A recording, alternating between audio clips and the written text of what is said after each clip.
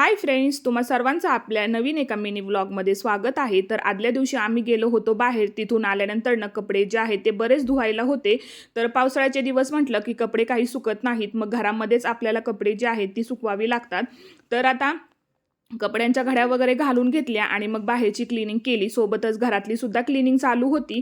आता बाहेर जरी आपण कुठे गेलो, तिथून आल्यानंतर तो सुद्धा पसारा आपल्याला आवरावा लागतो आणि त्यासोबतच घरातली जी काही कामे असतात तर ती सुद्धा आपल्याला मॅनेज करावी लागतात।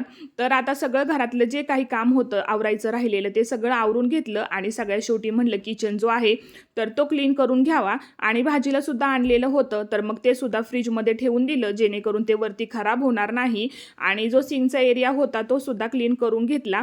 त्यानंतर मग पिठाची जी गिरण होती ती सुद्धा क्लीन करून घेतली आणि सगळ्यात शेवटी मग म्हटलं की चला आता थोडासा जो लिंबू सरबत आहे तर तो घेऊयात। तर चला, आजचा व्हिडिओ मी इथेच एंड करते। आवडला असेल तर सबस्क्राईब करा।